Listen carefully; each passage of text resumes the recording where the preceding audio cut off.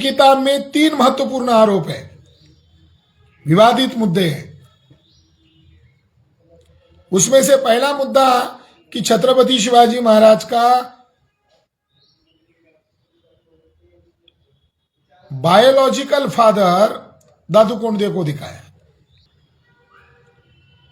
ये भयंकर अपराध ब्राह्मणों ने, खासकर की बीजेपी और आरएसएस के ब्राह्मणों ने किया। नाम जेम्स लेन का आगे किया। सलाह देने वाले यही भांडारकर संस्था के हरामखोर ब्राह्मण थे।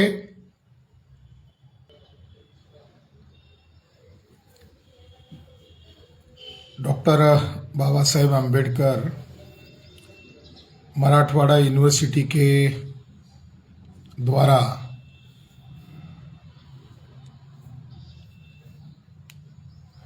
एक विज्ञापन मैंने सोशल मीडिया पर पढ़ा था कि डॉक्टर बाबा साहब आंबेडकर मराठवाड़ा यूनिवर्सिटी के द्वारा नरहर कुरुंदकर के संबंध में एक व्याख्यान का आयोजन किया गया है और नरहर कुरुंदकर ने छत्रपति शिवाजी महाराज के उपलक्ष्य में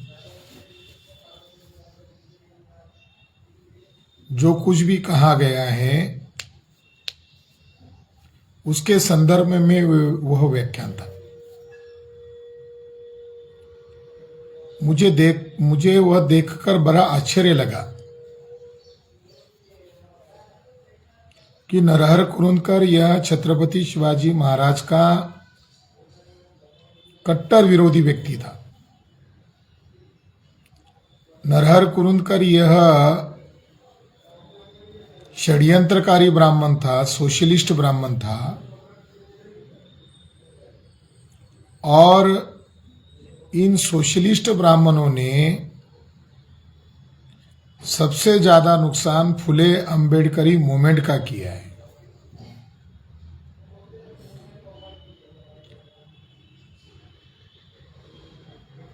और वही वो ब्राह्मण था जिसने योजना बनाकर एक यूनिवर्सिटी के नामांतर के इश्यूज को विरोध किया और उससे मराठा वर्सेस अम्बेडकराइट लोगों का झगड़ा लगाने में 16 साल तक उनको लड़ाई झगड़े में व्यस्त करने का काम इन ब्राह्मणों ने किया, जिसका मान्यवर कांशीराम जी अपने भाषणों में जिक्र करते थे कि महाराष्ट्र की अम्बेडकराइट मूवमेंट को समाजवादी ब्राह्मण लोगों ने कितना तहस नहस किया और उसको इमोशनल मुद्दे में डाइवर्ट किया। मैंने नरहर कुरुंदकर के ऊपर डॉक्टरेट किया है, इसलिए मैं इस विषय का आधिकारिक व्यक्ति हूं ऐसा अभी मैं मान रहा हूं। नरहर कुरुंदकर ये ब्राह्मण है और उसने फुले शाहू अंबेडकर के खिलाफ ही अपनी जिंदगी बिताई, मगर उसने छत्रपति शिवाजी महाराज का बहुत ही घृणित अपमान किया। ये बात जब मैंने पढ़ी तो महाराष्ट्र में जो फुले शाहू अंबेडकर के आंदोलन को सेटबैक पहुंचा, यह जो मान्यवर कांशीराम जी कहते थे, रिसर्च करने के बाद मुझे पता चला कि उसने बहुत बड़ी साजिश की और महाराष्ट्र में अंबेडकराइट लोगों की सत्ता आ सकती थी, उस सत्ता से वंचित करने में जिस ब्राह्मण का मेजर रोल है वो सोशलिस्ट ब्राह्मण है और सोशलिस्ट ब्राह्मण में पहले नंबर पर नरहर कुरुंदकर नामक एक बदमाश ब्राह्मण है। अब उस ब्राह्मण की या उस ब्राह्मण के द्वारा छत्रपति शिवाजी महाराज के बारे में कितना गुण गौरव किया है ये बताया जा रहा है। और वो बताने वाले लोग दुष्ट लोग हैं, षड्यंत्रकारी लोग हैं, धोखेबाज लोग हैं, क्योंकि वो कुरुंदकर ने छत्रपति शिवाजी महाराज की वाहवाही नहीं की है, बल्कि छत्रपति शिवाजी महाराज की बदनामी की है। और बदनामी कितने लेवल पर की है, तो जेम्स लेन का भी बाप है नरहर कुरुंदकर।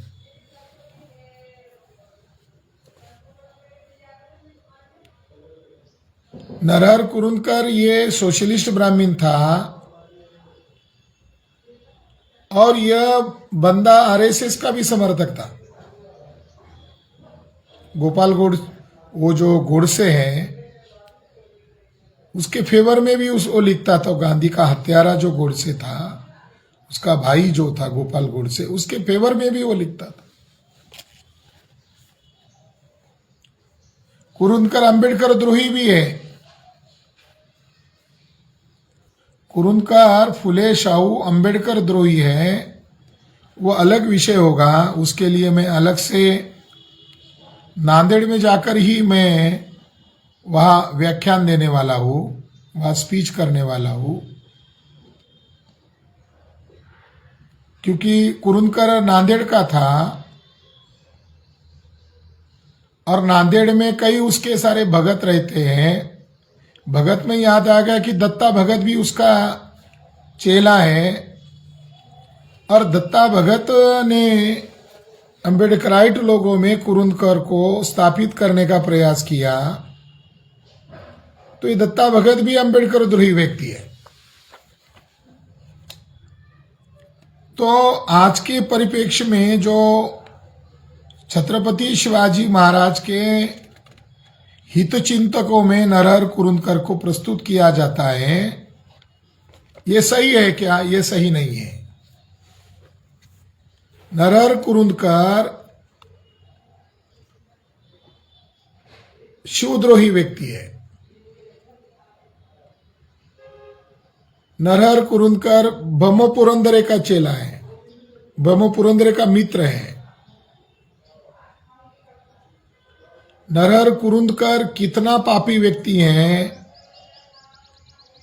जब 1960 में 1 जनवरी 1960 में वासी बेंद्रे के द्वारा सच्चा संभाजी चरित्र सामने लाया गया, तो उसके काउंटर में 2-2.5 साल लगकर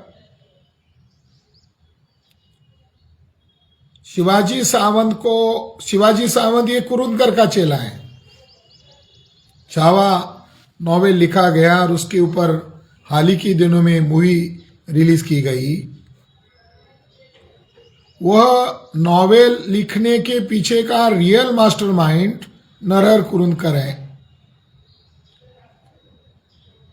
और वो नॉवेल लिखने के लिए किंवदंतियों का सहारा लिया गया, झूठी बातों का सहारा लिया गया, और संभाजी महाराज को जिन ब्राह्मणों ने पकड़वा दिया, उन ब्राह्मणों को बचाने के लिए छावा नामक कादंबरी लिखी गई।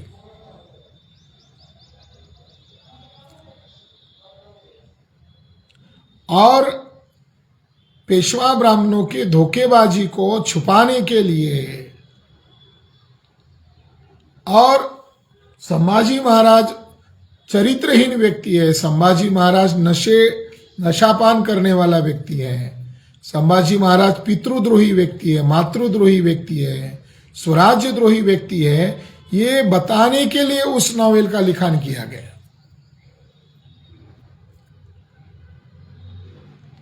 और इसका रियल मास्टरमाइंड कौन है? वो नरहर कुरुंदकर है।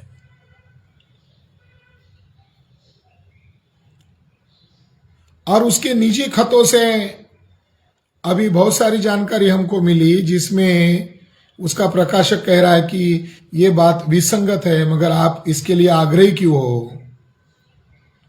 तो वो कह रहा है कि ये चलने दो, ये झूठ भी होगा तो भी इसको चलने दो, ये टिकेगा नहीं मगर इसको चलने दो। ऐसा कहने वाला आदमी हरामखोरी हो सकता है, कोई संशोधक नहीं हो सकता। ये भी बड़ी दुखदायी बात है कि हरामखोर लोगों को हम लोगों ने, हमारे लोगों ने इतिहासकार माना। ये बड़ी खेदजनक बात है। नरहर कुरुंदकर ने छत्रपति शिवाजी महाराज और संभाजी महाराज के बारे में जो कहा है वो उसके मागोवा नामक एक किताब में विस्तृत उसने वासी बेंद्रे के लेखन के खिलाफ लिखा हुआ है। और एक शेजवलकर जो बड़े इतिहासकार थे, जिन्होंने पेशवाई की गंदगी, दुर्गंधी को इतिहास के मायने से, सच्चाई के मायने से सामने लाने का प्रयास किया, तो कुरुंदकर ने शेजवलकर को भी टीका टिप्पणी की थी। तो कुरुंदकर छत्रपति शिवाजी महाराज के बारे में क्या कहता है? उसके मागोवा नामक जो किताब है, उस किताब में पृष्ठ संख्या 106, प्रकाशक देशमुख एंड कंपनी, पृष्ठ संख्या 106 पर कुरुंदकर कहता है कि औरंगजेब की एक लड़की शिवाजी की प्रियसी थी, ऐसा प्रवाद है।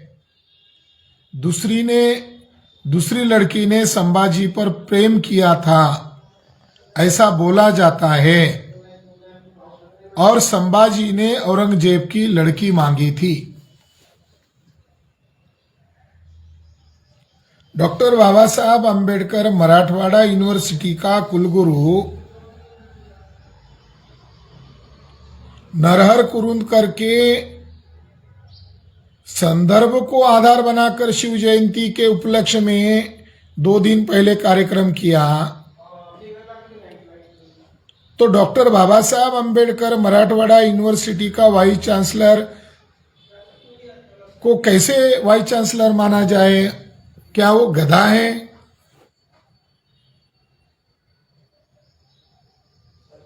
वो वाइस चांसलर की बजाय क्या वो गधा है? गधा इसलिए कह रहा हो कि उस कुरुंदकर ने खुले तौर पर लिखा कि औरंगजेब की 2 लड़कियां थी, उसमें से एक लड़की का शिवाजी महाराज के साथ अफेयर था और दूसरे लड़की का संभाजी महाराज के साथ अफेयर था। सबूत क्या दिया कुरुंदकर ने?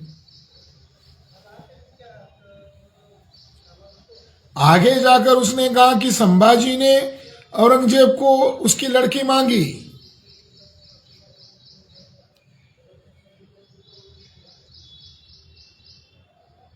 जो छावा मूवी को देखकर औरंगजेब कैसा था और संभाजी कैसा था, इसका आकलन करते हैं ब्राह्मण लोग, ये बहुजन लोग। वो छावा नॉवेल लिखने के पीछे का जो मास्टरमाइंड था, वो ये हरामखोर नरहर कुरुंदकर था। और उस हरामखोर नरहर कुरुंदकर के संदर्भ को आधार बनाकर डॉक्टर बाबा साहब अंबेडकर मराठवाड़ा यूनिवर्सिटी में कार्यक्रम आयोजित किया गया। और वो कार्यक्रम का आयोजक वहां का वाइस चांसलर है। वो वाइस चांसलर 1 नंबर का गधा आदमी है।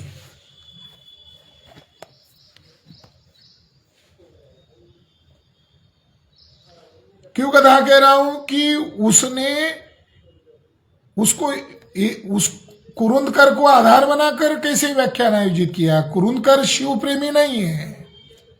और खास बात आपको बताता हूं कि नरहर कुरुंदकर इतिहासकार भी नहीं है। जो संशोधन के मापदंड होते हैं, रिसर्च मेथोडोलॉजी होती है, संशोधकों को उन मापदंडों के आधार पर रिसर्च करना चाहिए। उस रिसर्च के मापदंड के आधार पर कुरुंदकर ने लेखन ही नहीं किया है।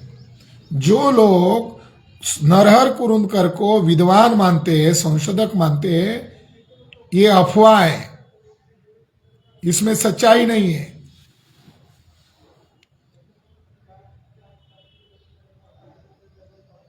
उसने अपने संशोधन में किसी भी मुद्दे को संदर्भ नहीं दिया है, संदर्भ विहीन।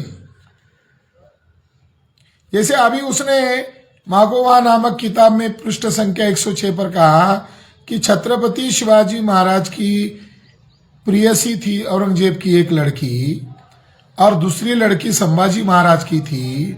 इसके संदर्भ में उसने क्या कहा, ऐसा प्रवाद है, ऐसा बोला जाता है। जेम्स लेन क्या बोला था, यही तो बोला था, ऐसा ही तो बोला था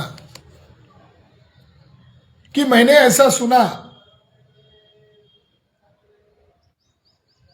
क्या सुना कि दादू कोंडदेव शिवाजी महाराज का बायोलॉजिकल फादर, ऐसा सुना।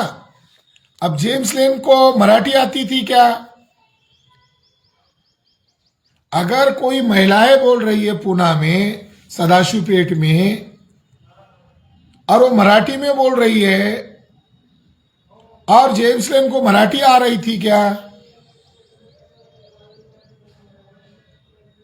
और जब वो बोल रही थी तभी वो वहां जाकर टपका क्या?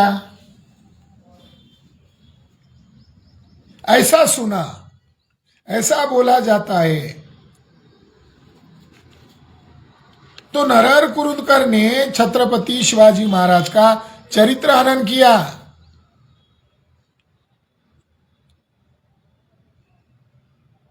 और जिस नरहर कुरुंदकर ने छत्रपति शिवाजी महाराज का चरित्र हनन किया, उस हरामखोर नरहर कुरुंदकर के वाहवाही के लिए डॉक्टर बाबा साहब अम्बेडकर मराठवाड़ा यूनिवर्सिटी में वहां का वाइस चांसलर और वहां के वो गद्दार प्रोफेसर नरहर कुरुंदकर को वाहवाही करने के लिए, उसका स्तुति स्तुमन करने के लिए कार्यक्रम आयोजित करते हैं।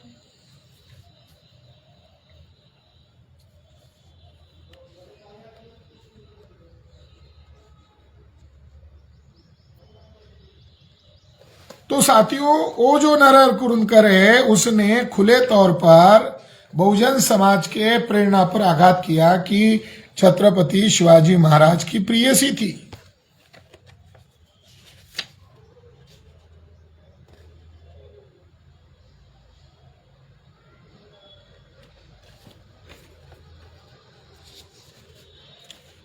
वही नरहर कुरुंदकर ने आगे जाकर संभाजी महाराज के संबंध में बहुत ही घृणित विधान किए हैं। पृष्ठ संख्या 116 पर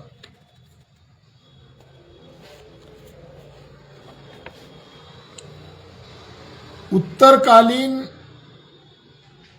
लोग संभाजी को व्यभिचारी बदफैली ही मानते हैं।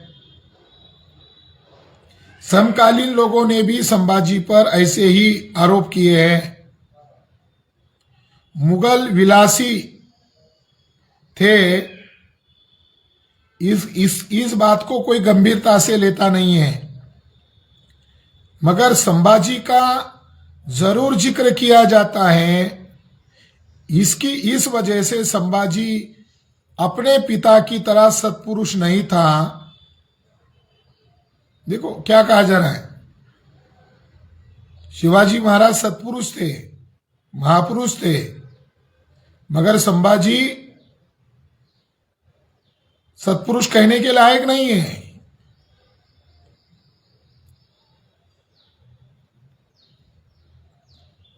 और इन बातों को मराठा समाज चुप रहकर स्वीकार कर रहा है, यह भी बड़ी दुख की बात है। और बहुजन समाज के विद्वान लोग उस समय भी और आज भी उस ब्राह्मण प्रकाशक को सवाल नहीं पूछ रहे हैं कि बताओ संभाजी महाराज बदफैली थे, व्यभिचारी थे, सत्पुरुष नहीं थे, क्या सबूत है तुम लोगों के पास? कोई पूछ नहीं रहा है।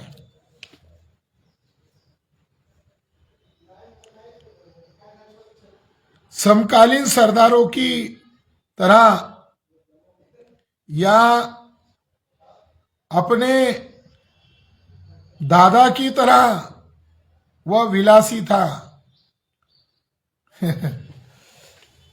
અને छत्रपति शिवाजी महाराज के सुपुत्र का अपमान करते समय नरहर कुरुंदकर ने खुले तौर पर लिखा कि तत्कालीन जो मराठा सरदार थे वो अनाचारी थे, उसी तरह संभाजी खानदानी रिवाज से अनाचार कर रहा था अपने दादा की तरह।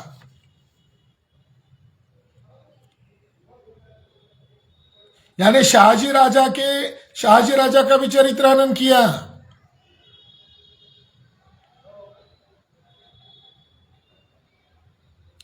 और बेंद्रे को टोकते हुए इसने लिखा कि उसको महापुरुष ठहराने में, संत घोषित करने में क्या इंटरेस्ट है।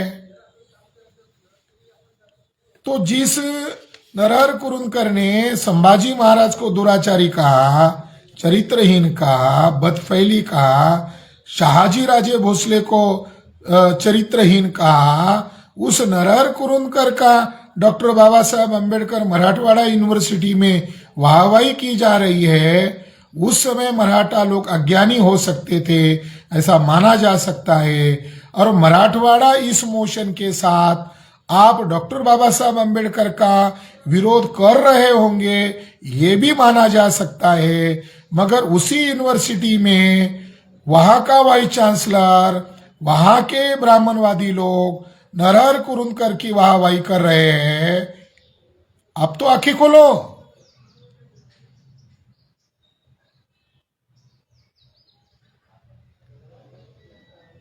उस यूनिवर्सिटी के साथ मराठवाड़ा नाम रह जाता है। और मराठा वर्सेस अम्बेडकराइट लोगों में झगड़े लगाने वाला जो ब्राह्मण है नरहर कुरुंदकर, उसका उसी यूनिवर्सिटी में वाहवाही किया जाता है। तो मराठवाड़ा नाम रहकर भी क्या मतलब है। संभाजी महाराज का चरित्र हनन करने वाला, छत्रपति शिवाजी महाराज के पिता का चरित्र हनन करने वाला जो ब्राह्मण है नरहर कुरुंदकर, उसकी उस यूनिवर्सिटी में वाहवाही होती है। तो उस यूनिवर्सिटी को मराठवाड़ा नाम रखा जाए तो क्या मतलब है। अगर छत्रपति शिवाजी महाराज और संभाजी महाराज का अवमूल्यन किया जाता हो तो उस समय आपकी अस्मिता मराठवाड़ा शब्द के साथ हो सकती थी, आज भी होगी, कल भी होगी। मगर आप छत्रपति शिवाजी महाराज और संभाजी महाराज के प्रति कहाँ लॉयल हो।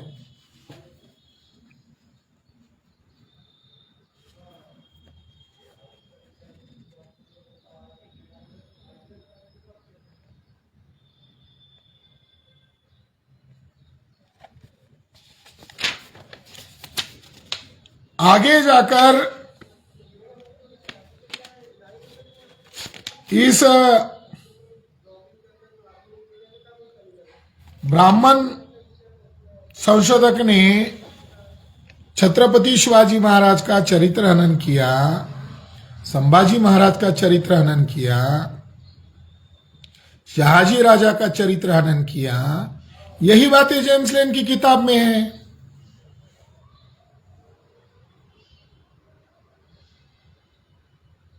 जेम्स लेन की किताब में से 3 पन्ने को पीछे लिया, ऐसा प्रकाशक कह रहा है।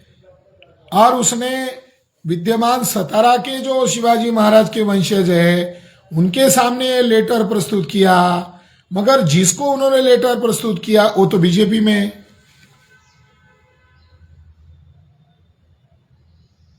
तो जो विद्यमान छत्रपति शिवाजी महाराज के वंशज है उनकी प्रॉपर्टी नहीं है छत्रपति शिवाजी महाराज। हाँ, उनको वारिस कहने का अधिकार तब होगा जब वो लोग बमा पुरंदरे का महाराष्ट्र भूषण पुरस्कार वापिस लो। उसी ने जेम्स लेन को यह जानकारी दी। ये अगर वो आग्रही भूमिका लेते हैं तब ये माना जा सकता है कि ये छत्रपति शिवाजी महाराज के खून के वारिस तो है ही, मगर ये उनके विचार के भी वारिस है। और बहुजन समाज जो है, जो इन बातों को जान रहा है, समझ रहा है, वो पुरंदरे के खिलाफ है, वो आरएसएस के खिलाफ है। आरएसएस ने ही शिवाजी महाराज का, छत्रपति शिवाजी महाराज का, छत्रपति संभाजी महाराज का चरित्र हनन करने की जिम्मेदारी आरएसएस ने बमो पुरंदरे को दी थी। और पुरंदरे इस कुरुंदकर से सलाह मशवरा करता था कि भाई आप कितने बदनामी मैं करूं, मेरे हिस्से में कितनी है, तुम्हारे हिस्से में कितनी। उनके नीचे पत्राचार मैंने पढ़ लिए हैं।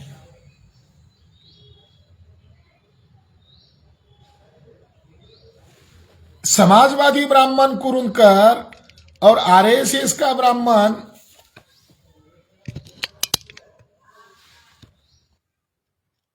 पुरंदरे, ये दोनों ही मिलजुल कर काम कर रहे थे। ये बात मुझे उनके निजी खत पढ़ने के बाद पता चली।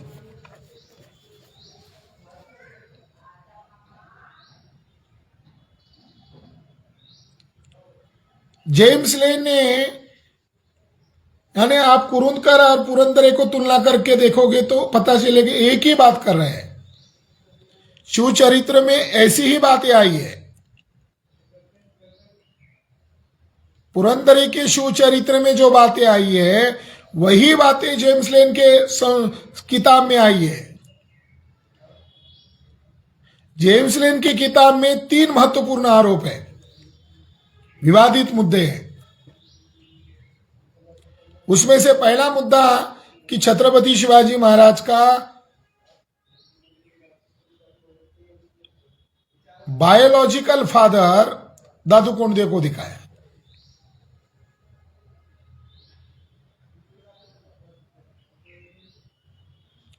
और छत्रपति शिवाजी महाराज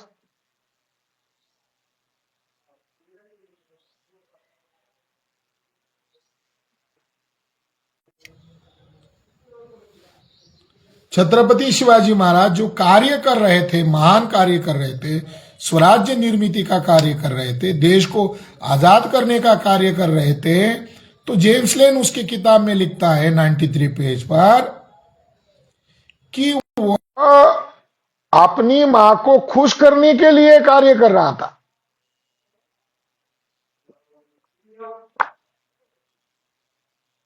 क्योंकि शिवाजी महाराज की जो माता है यह त्यागी हुई एक महिला थी और उसको शाहजी ने त्यागा था। उसका दुख उसको था, उसका दर्द उसको था। और शिवाजी तुमसे ज्यादा पराक्रमी है। ये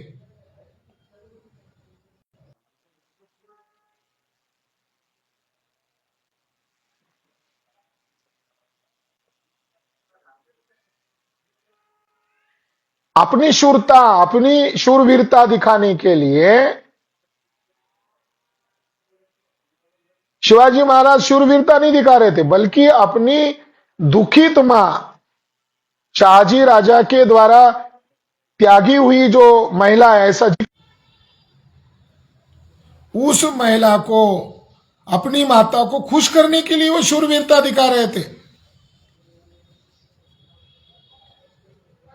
कितना भयंकर आरोप है।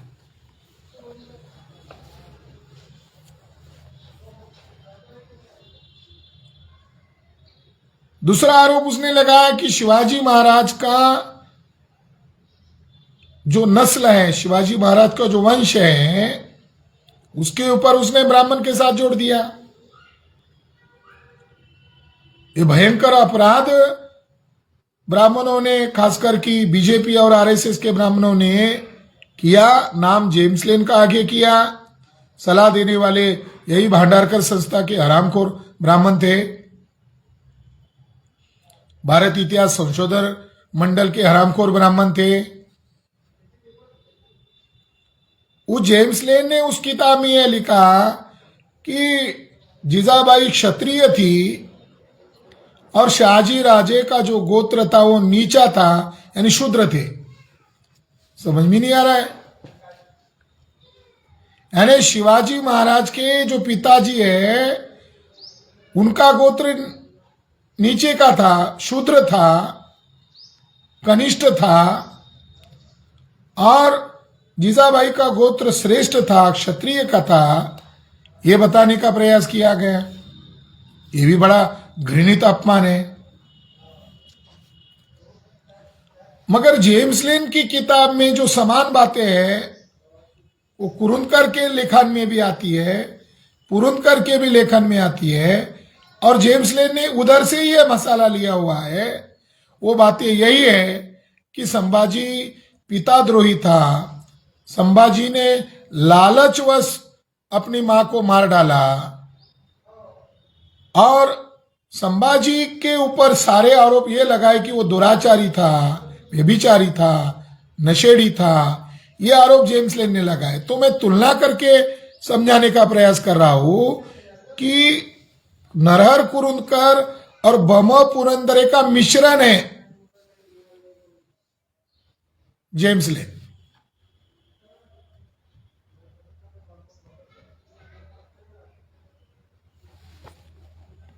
मगर कुरुंदकर ने जो बात कही उसका खंडन करना जरूरी है, और वो खंडन करने के लिए ही मैंने कुरुंदकर के ऊपर डॉक्टरेट किया। मैंने 100 बदमाश ब्राह्मणों की लिस्ट बनाई, तो पहले नंबर का बदमाश ब्राह्मण नरहर कुरुंदकर निकला, जो महाराष्ट्र का ब्राह्मण था।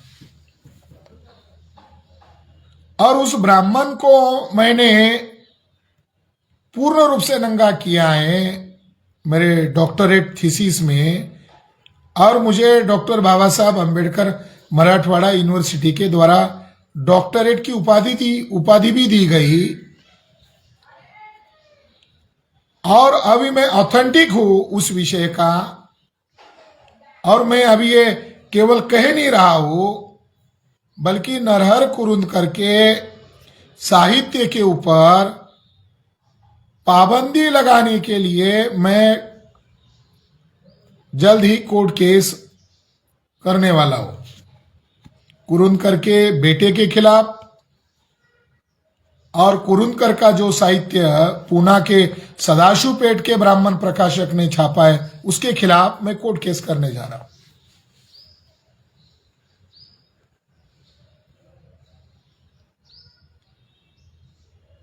उसकी लीगल प्रक्रिया पूरी हो गई है, उसकी लीगल नोटिस भेज दी है कभी की, मगर अभी तक नरहर कुरुंदकर के बेटे ने जवाब नहीं दिया, और न ही पूना के सदाशिवपेट के प्रकाशक ने मुझे जवाब दिया। हमने उनको सबूत मांगे कि शिवाजी महाराज की औरंगजेब के लड़की के साथ अफेयर था, सबूत दो। संभाजी महाराज का औरंगजेब की जेबोनिसा नामक जो दूसरी लड़की थी 46 साल की, उसके साथ उनका अफेयर था, और संभाजी महाराज ने औरंगजेब से लड़की मांगी थी, इसके सबूत दो। अभी तक सबूत नहीं दिया।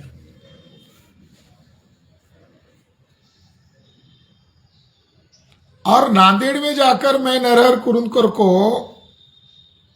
नंगा करने वाला हूं, और उसके जितने भी चेले चपटे भगत लोग हैं उन सभी लोगों को मैं चुनौती भी दे रहा हूं कि नरहर कुरुंदकर को बचाओ, आप आओ मैदान में, हमारे साथ युक्तिवाद करो,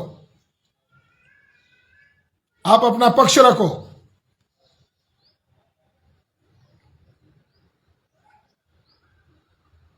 हम बताएंगे नरहर कुरुंदकर कैसा शिवद्रोही है। तो नरहर कुरुंदकर ने छत्रपति शिवाजी महाराज का चरित्र हनन किया, संभाजी महाराज का चरित्र हनन किया। तो वासी बेंद्रे ने संभाजी महाराज के चरित्र में ये बात बड़े गौर से लिखी है, और उन्होंने सभी बखरकारों को झूठा साबित कर दिया है। बखर यानी बकवास साहित्य, बखर का कोई ऐतिहासिक मूल्य नहीं है। बखर ये बनावट साहित्य है। और छत्रपति शिवाजी महाराज के मृत्यु के पश्चात 130 वर्ष के बाद ये साहित्य लिखे गए हैं, तो समकालीन दस्तावेज कहाँ है? और उन बखरों को आधार बनाकर आपने छावा नॉवेल लिखा, और महाराष्ट्र में अलग अलग मराठाओं के दल तोड़े बीजेपी के लोगों ने, आरएसएस के लोगों ने, और उनको जांच एजेंसियों के द्वारा डर दिखाकर इकट्ठा करके डराकर अपने पास रखा और फिर महाराष्ट्र में छावा नोवेल के ऊपर एक मूवी बनाया और उस मूवी को मराठी में बनाने की बजाय हिंदी में बनाया और पूरे देश भर में हिंदू मुसलमान का माहौल खड़ा करने के लिए एक मूवी का इस्तेमाल किया गया। तो आरएसएस के ब्राह्मण सुधर रहे हैं क्या?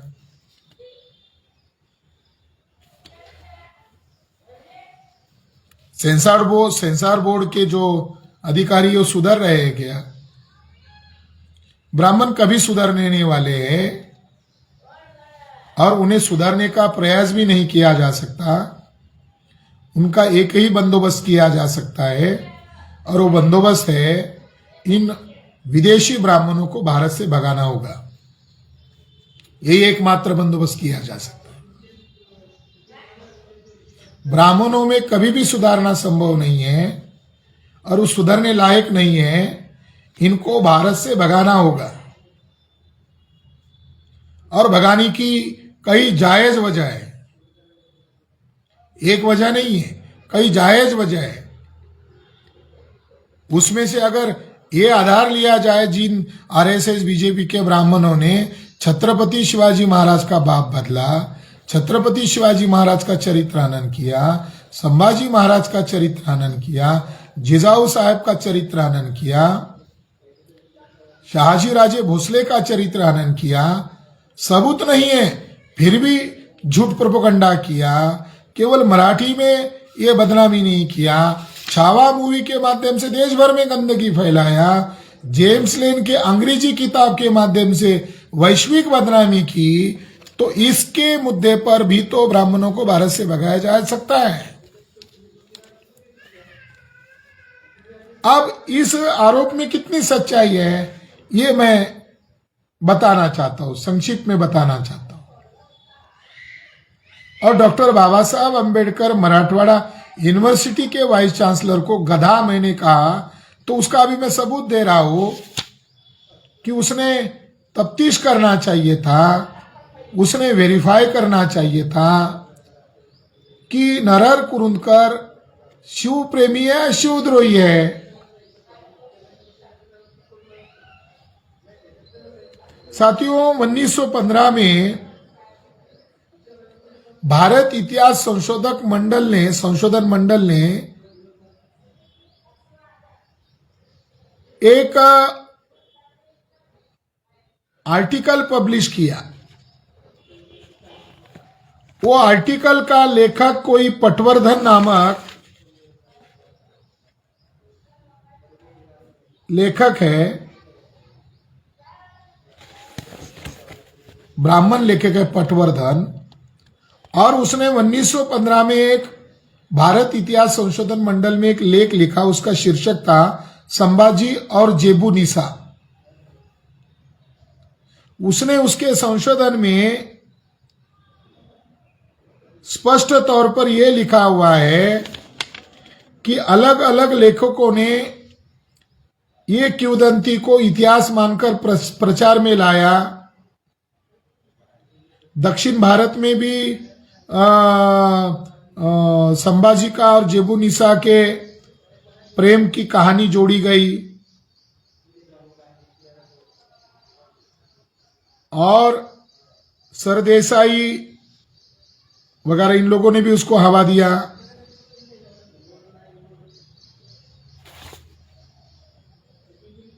उसने ये भी लिखा कि भूदेव मुखर्जी नामक एक बंगाली कादंबरीकार था, उपन्यासकार था, उसने जेबू निसा का संबंध छत्रपति शिवाजी महाराज के साथ दिखाया। देखो झूठ कितना होता है। किसी ने, ज्यादातर लोगों ने संभाजी महाराज का जेबू निसा के साथ संबंध दिखाया, मगर बंगाल का भूदेव मुखर्जी है उपन्यासकार, उसने तो औरंगजेब की जो लड़की थी जेबू निसा, उसका संबंध छत्रपति शिवाजी महाराज के साथ दिखाया।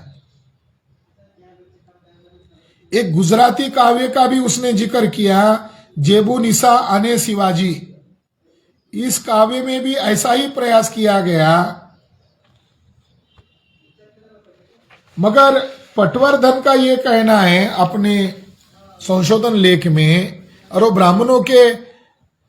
ब्राह्मण थे और वो भारत इतिहास संशोधन मंडल के इतिहासकार में से एक जाने माने इतिहासकार माने जाते। उन्होंने लिखा कि छत्रपति शिवाजी महाराज का औरंगजेब के लड़की के साथ एक संबंध दिखाया जाता है और संभाजी महाराज का दूसरी लड़की के साथ संबंध दिखाया जाता है, मगर वो दोनों लड़कियां जीवन भर कभी महाराष्ट्र में कदम ही नहीं रखा। तो दोनों कैसे मिली होंगी शिवाजी महाराज और संभाजी महाराज को?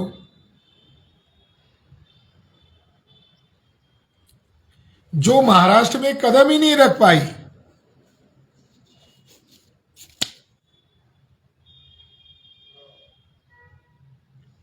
वो कैसे उनको मिली होगी? तो इस आधार पर कई सारे सबूत हम कोर्ट में पेश करेंगे, क्योंकि छत्रपति शिवाजी महाराज का अपमान ये मराठाओं का केवल अपमान नहीं है, ये तमाम बहुजन लोगों का अपमान है। छत्रपति संभाजी महाराज का अपमान ये केवल मराठा लोगों का, कुर्मी लोगों का अपमान नहीं है, बल्कि तमाम बहुजन लोगों का अपमान है, बहुजन समाज का अपमान है, बहुजन महापुरुषों का अपमान है। और फुले शाहू अंबेडकर की जो सेल्फ रिस्पेक्ट मूवमेंट खड़ी हुई आधुनिक भारत में, फुले शाहू अंबेडकर का जो स्वाभिमानी आंदोलन खड़ा हुआ, वो आंदोलन की बुनियाद है छत्रपति शिवाजी महाराज का स्वराज का आंदोलन।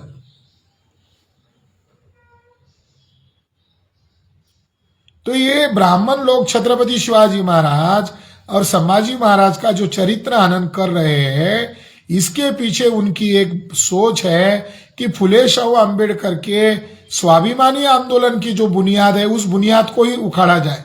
ये इसके पीछे मुख्य मकसद है।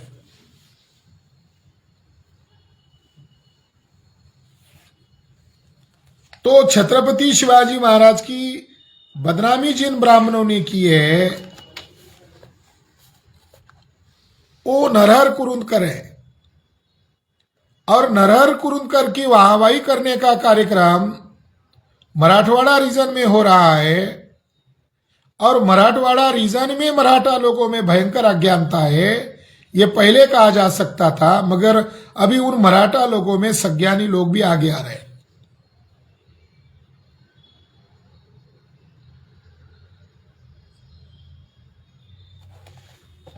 मुद्दा आया इसीलिए बता देता हूं।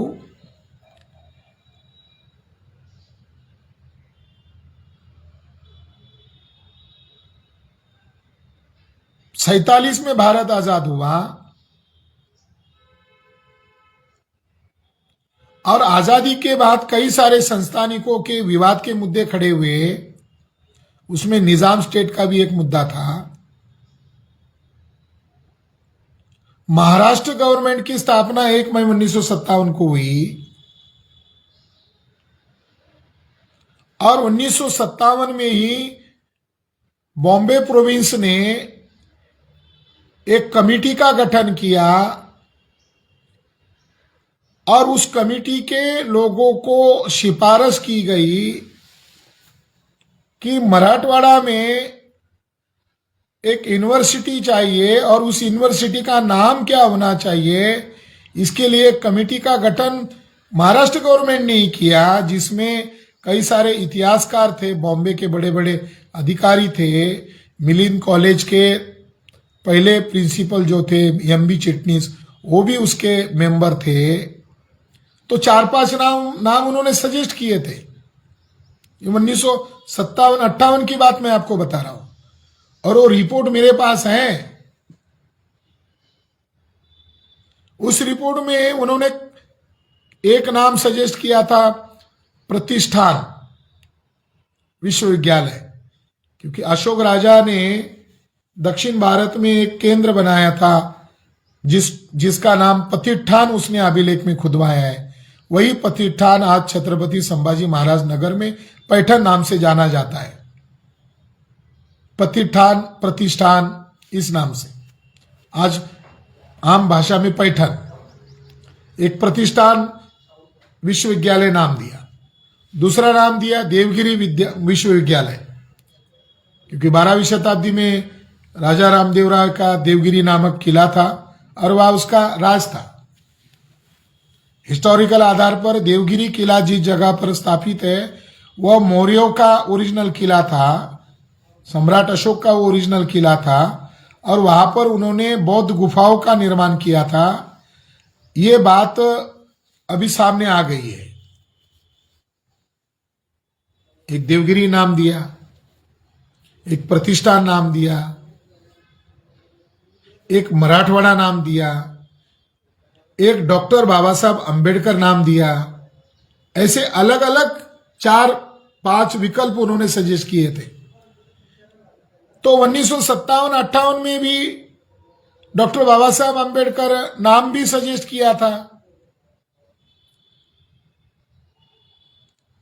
और मराठा लोगों को अगर मराठा शब्द के प्रति बहुत गर्व भाव है तो 7वीं शताब्दी में विवरण संघ जो महाराष्ट्र के प्रांत में आता है तब वो अपने सफरनामे में महारठी प्रदेश ऐसा जिक्र करता है। तो महारथ पाली भाषा में महारथ कहा गया है, और महारथ को ही बाद में महारठी, और महारठी को ही बाद में मुगल लोगों ने, मुस्लिम शासकों ने मराठा कहा है। तो इस आधार पर ये जो प्रांत है, इस प्रांत का उगम भी मौर्यों के साथ जुड़ा हुआ है। रट्ठ, महारट्ठ ऐसे अधिकारी महाराष्ट्र में भेजे गए थे, और महारथ लोगों का यह शासन था, इसीलिए इस प्रांत का महारठी या महारथ या रट्ठ लोगों का ये प्रांत है। इसी के आधार पर महारट्ठ से मराठा शब्द बना है, महाराष्ट्र शब्द बना है, एक संदर्भ है। मगर राजवाड़े जैसे ब्राह्मणों ने एक दूसरी व्याख्या सामने लाई, मराठा तितुका मेळवावा, महाराष्ट्र धर्म वाढवावा। तो ये महाराष्ट्र धर्म कहां से आया? तो दासबोध में समर्थ स्वामी ने लिखा हुआ है, मराठा तितुका मेळवावा, महाराष्ट्र धर्म वाढवावा। तो रामदास के द्वारा महाराष्ट्र धर्म की जिक्र आया और मराठा लोगों के साथ जिक्र आया, तो इसकी महाराष्ट्र में बहुत चर्चा होती रहती है कि महाराष्ट्र धर्म, ब्राह्मण लोग छिपने के लिए महाराष्ट्र शब्द का इस्तेमाल करते।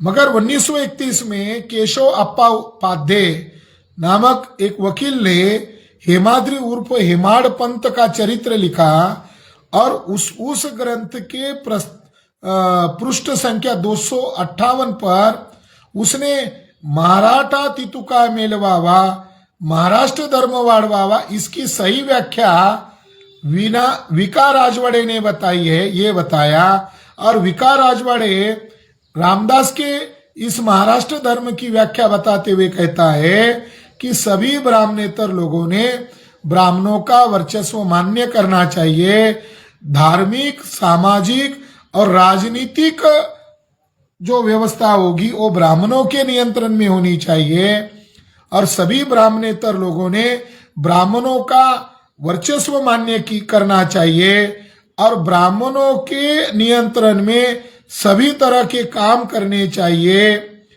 और आगे जाकर राजवाड़े ने कहा, आपको अगर ब्राह्मणों ने उनका झूठन खाने को कहा तो आपको उनका झूठा भी खाना चाहिए, तभी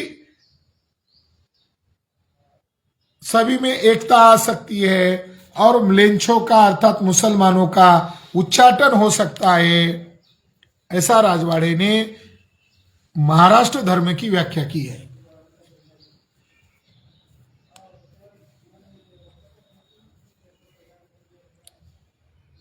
उसी पर तो फडणवीस काम कर रहा है,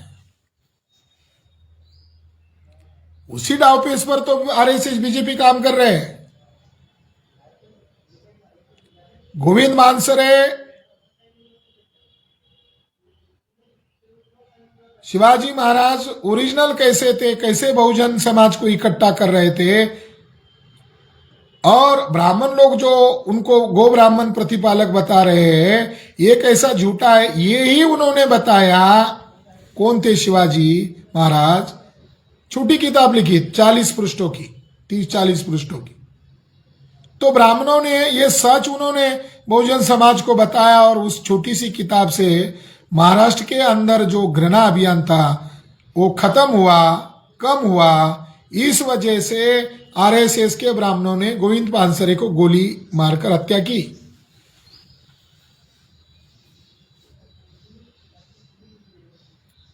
वो एक उदाहरण देखिए, जो ब्राह्मणों का झूठ नकार रहा है उसको गोली मारकर हत्या कर दी गई,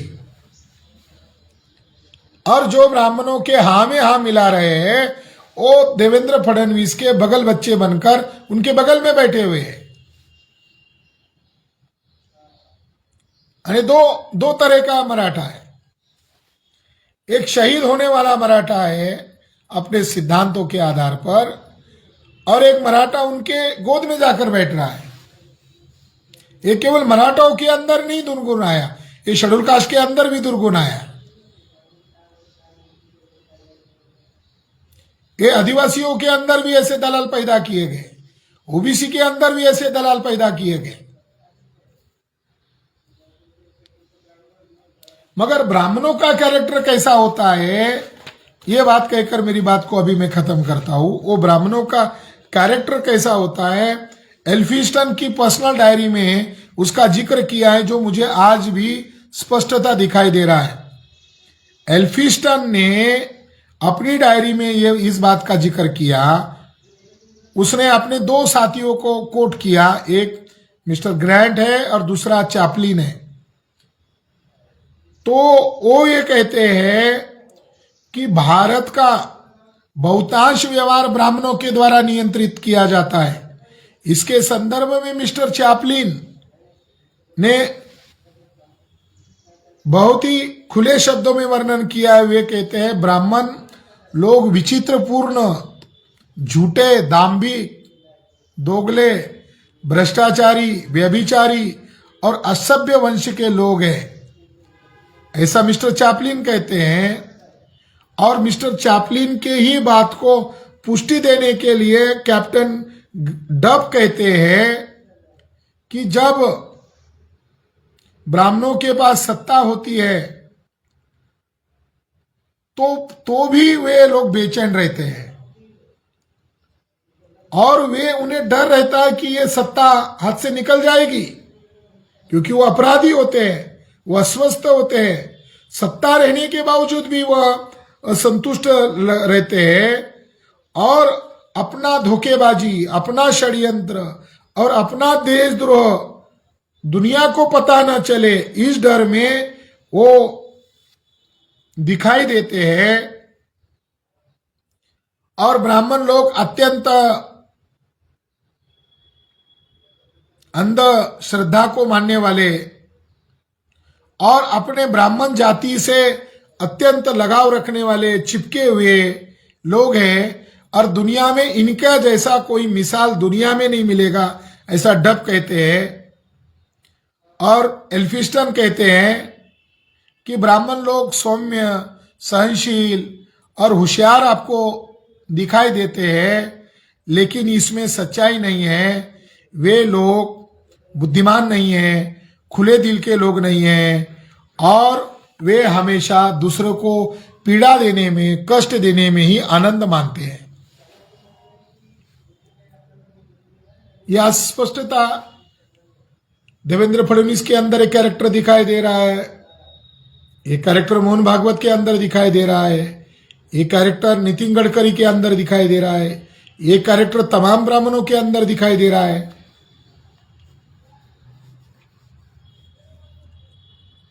तो मुझे अंतिमता यही कहना है कि देवेंद्र फडणवीस का एक पाप मुझे समझ में आया कि देवेंद्र फडणवीस ने भी नांदेड़ में नरहर कुरुंदकर के नाम से संस्था बनाने के लिए वह उनको आर्थिक सहायता दी, और मराठवाड़ा मोशन जिन मराठा लोगों में था उसको ध्यान में रखकर डॉक्टर बाबा साहब अंबेडकर मराठवाड़ा यूनिवर्सिटी में कुरुंदकर की अभी वाहवाही की जा रही है। तो अब तो मराठा लोगों ने आंखें खोलनी चाहिए। जिस नरहर कुरुंदकर ने छत्रपति शिवाजी महाराज का चरित्र हनन किया, छत्रपति संभाजी महाराज का चरित्र हनन किया और उस जिले का नाम अभी संभाजी महाराज रखा गया है, कुछ तो शर्म करो। पहले तो औरंगजेब नाम था, अब उस जिले औरंगाबाद उस जिले का नाम था, अब उस जिले का नाम छत्रपति संभाजी महाराज रखा गया है और उसी छत्रपति संभाजी महाराज नाम के जिले में नरहर कुरुंदकर का साहित्य बांटा जा रहा है। नरहर कुरुंदकर के साहित्य को लेकर वाहवाही लूटी जा रही है। तो जो लोग ऐसा करेंगे उनको मुंहतोड़ जवाब देना चाहिए। और नांदेड़ जिले में नरहर कुरुंदकर को मैं सीरीज लगाकर 2-3 दिन वहां व्याख्यान की श्रृंखला लगाकर नरहर कुरुंदकर को मैं नांदेड़ में जाकर नंगा करने वाला। और जल्द ही नरहर कुरुंदकर के साहित्य पर पाबंदी लगाने के लिए मैंने जिन जिन लोगों को लीगल नोटिस भेजी है उसमें स्टेट गवर्नमेंट ऑफ महाराष्ट्र भी है। देखते हैं महाराष्ट्र का मुख्यमंत्री भी और गृह मंत्री भी है, वो संविधान को मानता है, लॉ एंड ऑर्डर को मानता है, या नरहर कुरुंदकर जैसे हरामखोर ब्राह्मण का पक्ष लेता है। देखते हैं। और वो सारे सबूत हम कोर्ट में पेश करेंगे तो उसमें स्टेट गवर्नमेंट को भी घसीटने वाले हैं कि आपने कार्रवाई क्यों नहीं की, आपको नोटिस भेजा गया था, आप भी ब्राह्मण हो फडणवीस, और कुरुंदकर भी ब्राह्मण है, वो सोशलिस्ट ब्राह्मण है, तुम आरएसएस का ब्राह्मण हो, तो तुम डीएनए के भाई हो। और महाराष्ट्र में और देश में समाजवाद ये प्रच्छन्न ब्राह्मणवाद है, मार्क्सवाद ये प्रच्छन्न ब्राह्मणवाद है, साम्यवाद और समाजवाद भारत में एक कोरी बकवास है। ये ब्राह्मणवाद को बहुजन समाज स्वीकार नहीं कर रहे हैं।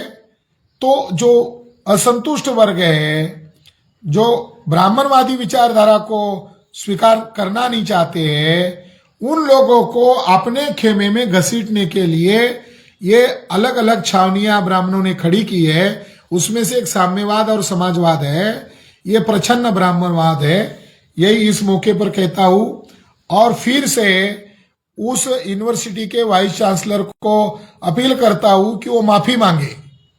वो जो आप लोगों ने व्याख्यान आयोजित किया था यूनिवर्सिटी में कुरुंदकर को आधार बनाकर, तो उस वाइस चांसलर को माफी मांगनी चाहिए। अगर वो माफी नहीं मांगते हैं तो उस कुरुंदकर चेले चपोटे के साथ साथ उस वाइस चांसलर का भी बंदोबस्त किया जाएगा। यही इस मौके पर कहता हूं। जय शिवराय, जय जिजाऊ, जय भीम, जय भवानी।